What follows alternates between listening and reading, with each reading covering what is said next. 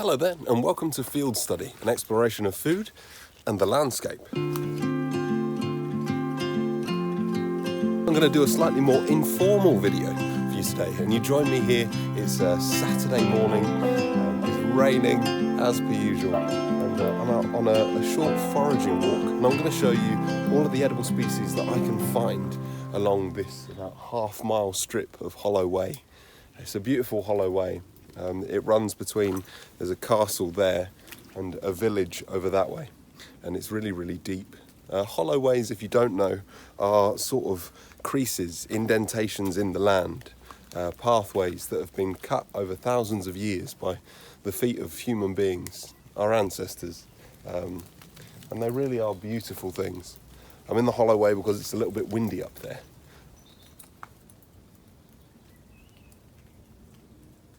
It is a beautiful day. We've just had a huge downpour. Apparently this is one of the wettest Marches on record, and you can believe it. So come with me and let's see what delicious things we can find.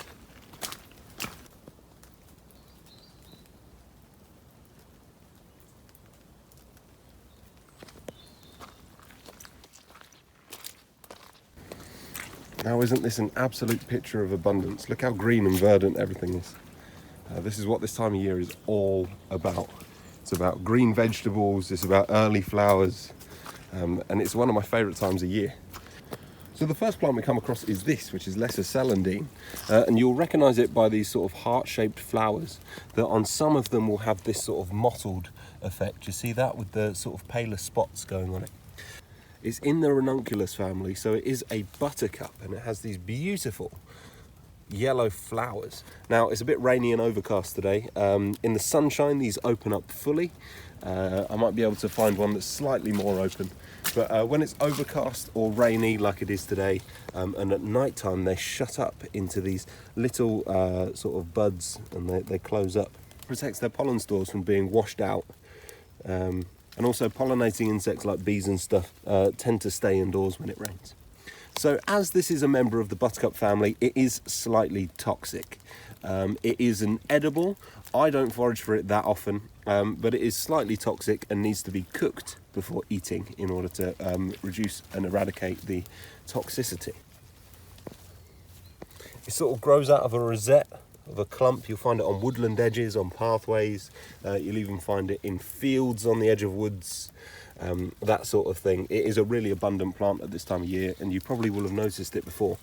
But yeah, it's a very, very interesting one. You can eat the roots as well. Its other name is pilewort, and that is because the roots underneath here, we've got lots of little nodules on it, sort of like piles, apparently. I had the idea the other day of potentially parboiling the roots of Celandine, and then covering them in like a seasoned flour and then deep frying them. I think that could be quite a nice little beer snack. But yeah, I haven't tried it yet. It is one that I forage very rarely because there are so many other green vegetables out and about at the moment that I prefer the flavour of, and much more sort of abundant and substantial. But you can eat it. Like I said, again, let me reiterate, it is a member of the ranunculus family, so buttercups. Buttercups are known to be toxic. This plant is mildly toxic unless it is cooked. So make sure you've got a correct identification on the species, and then make sure you cook it thoroughly. Right, let's carry on to see what else we can find. There's loads of delicious things around.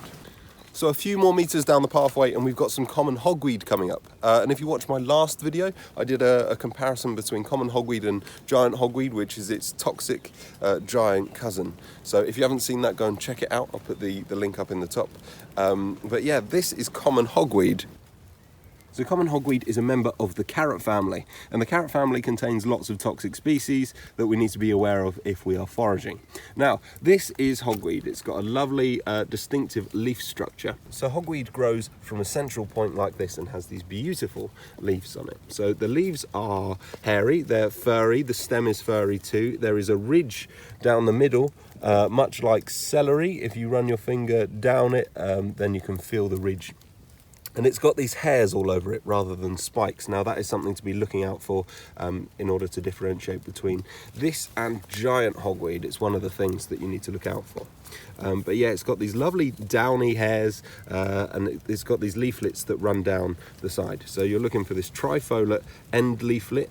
This one is quite lobed, meaning it isn't really toothed on the edges. So when you see something like this, there's no way that you could mistake that for giant hogweed.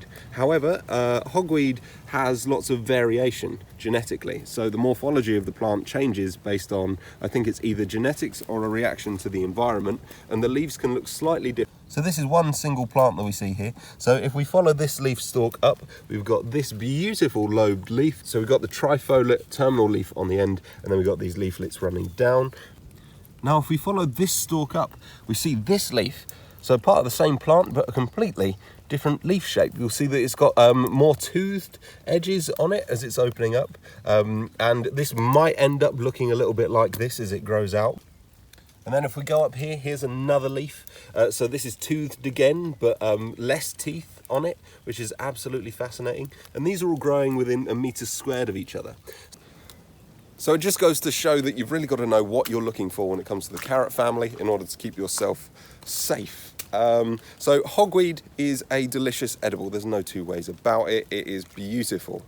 And it's nuanced in its flavour. Different patches can have different flavours at different stages of the plant's life. It can taste slightly different as well. It's got that underlying cardamom sort of I don't know, Middle Eastern flavour going on. But then under that, you've got some lovely sweet carrotiness. And then you've also, when you pick the young leaves, got like a really green chlorophyll thing going on. It is delicious and well worth knowing. However, I would recommend that any beginner foragers go out there and identify it as a discipline before consuming it. So I would spend a few months, especially at this time of year when it's young, observing it growing up in its different stages and getting confident with getting a 100% positive ID on it before putting it in my mouth. So I'd take your time with this one, consume lots of resources, read lots of books, watch lots of videos, take lots of external reference. So yeah, look at lots of photographs, and if you can, go out with someone that knows what they're foraging for and they can, you know, introduce you to it so you can get a relationship with the plant. So I'd recommend doing that before considering eating it. But once you do consider eating it, it is a plant that just keeps on giving. All sorts of great stuff comes from it. You get the unopened flower buds in the summer, which are like broccoli, but taste 100 times better than broccoli, in my opinion. And then a little bit later on in the year, in the autumn, it gives us hogweed seeds, which are one of the best spices, in my opinion, that we can get in the UK. This year I'm going to do a video which was a recipe idea that I had, which is like sticky cardamom buns, if you've ever had them. It's sort of like a beautiful donut pastry thing, but instead of using the green cardamom, we're going to use nothing but hogweed seeds and really try and make that flavour shine out, like really champion that flavour. It does really well in sweet dishes, in savoury dishes. Stick it in a tagine. Oh my word. Yeah, hogweed seeds are pretty phenomenal, to be honest. So next up, this is a very good one to talk about at this time of year. This is not an edible species. This is one that we need to be wary of at this time of year, especially when we're foraging for things like wild garlic. Now, I showed you this earlier on in its life cycle back in February in a video that I did foraging for wild garlic, but this is it when it's grown up almost fully. So this is Lords and Ladies Arum maculatum, and it's got these beautiful spear-shaped leaves. Now, an interesting identification feature of this is that the veins that come off the central rib don't actually meet the edge. So it's got this beautiful frame that's fringing sort of thing going on. You can see it more clearly there. So the veins sort of frustrate and curl back on themselves, so it doesn't actually meet the edge. So yeah, that is Lords and Ladies. Hello, mate. No worries.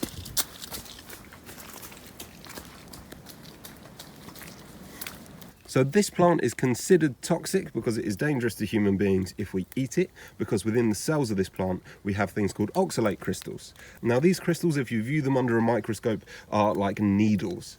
So when you put this in your mouth, if you break down the cells, those needles get released into your saliva and start to grind away at your tissue. And it is really, really, really painful, I've heard. Some people say it's like battery acid, some people say it's like an intense burning. If you were to swallow it, then it will do exactly the same thing to your stomach lining, and would make you quite unwell. Now that is why we need to be wary of this plant, because it can cause us physical harm. And it just hammers home that thing that when you're picking things, pick leaf by leaf. So foraging is a enjoyable and meditative pastime. I think that's why most of us do it, to be perfectly honest. And because of that, I think it requires a different frame of mind.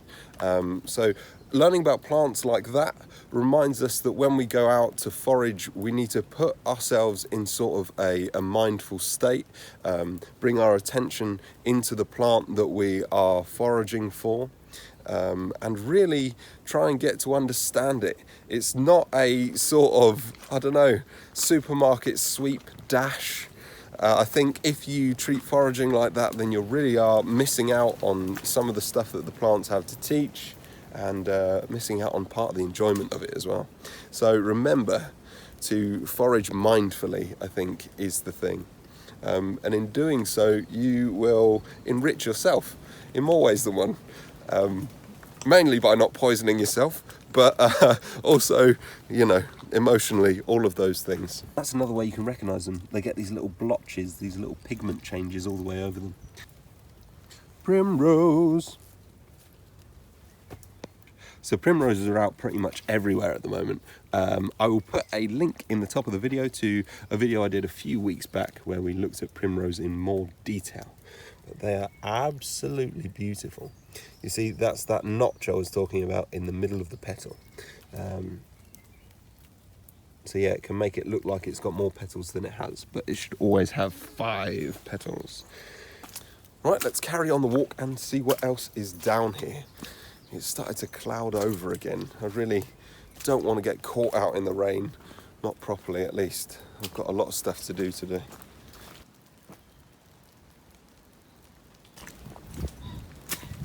Oh, pheasant. He's escaped the season. He's looking forward to a lovely summer. Well done, Fezzy. And here we have the ubiquitous dog poo bag tree. Nicely done, whoever did that. It's absolutely beautiful. It really is one of my favourite paths on the island. And in the summer, when these ferns are big and lush, it is a sight to behold. One of you was asking the other day in the comments about what the fern species was behind me, because you'd spotted it where you were in Ireland. So this is it. We call it heartstones down here because of its shape. I don't know if it's called other things in other parts of the country. But yeah, it really does grow absolutely everywhere. I've got lots of it growing in my garden, growing up underneath my hedges. But at this time of year, as we can see, it's just got its fiddle heads coming out there, look. So those are the new shoots. New shoots of ferns are really, really beautiful. They sort of have these spirals that unfurl. So fiddleheads are eaten in certain parts of the world, and you'll find in lots of sort of like survival books and things, it tells you can eat them.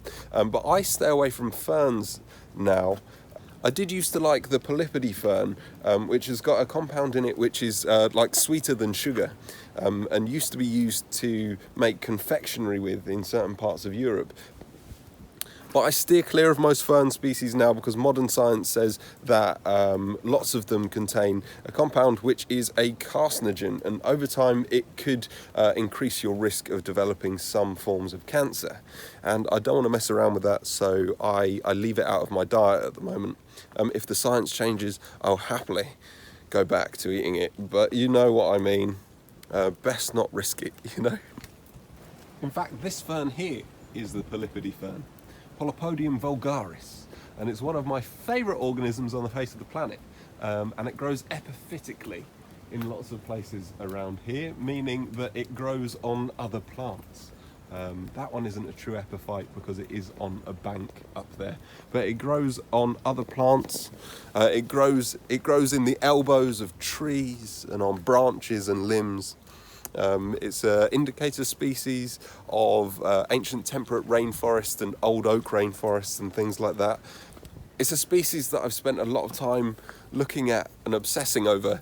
I've got countless drawings and paintings of the Polipity Fern, and I absolutely love the way that its feet, its root-like structure, its rhizomorphs creep along the trees and find any sort of crack and crevice that they can hold on to for dear life.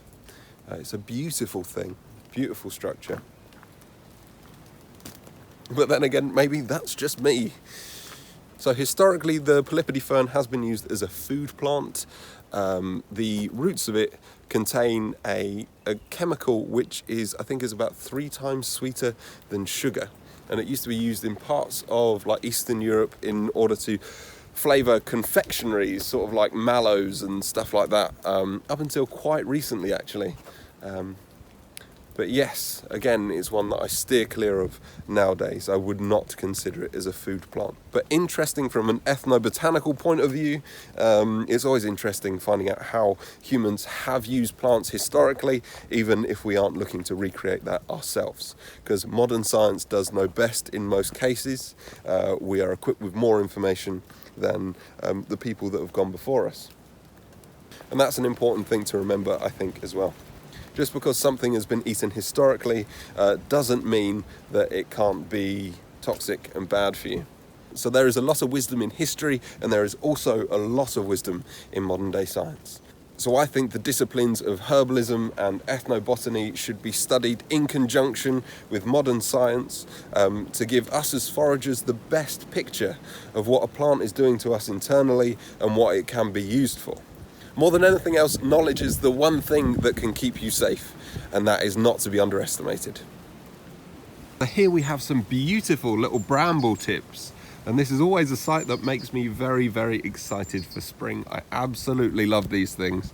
They are a bit of an acquired taste if you eat them raw, but it's a taste that I acquired over lots of years of doing stuff in the woods and snacking along the way.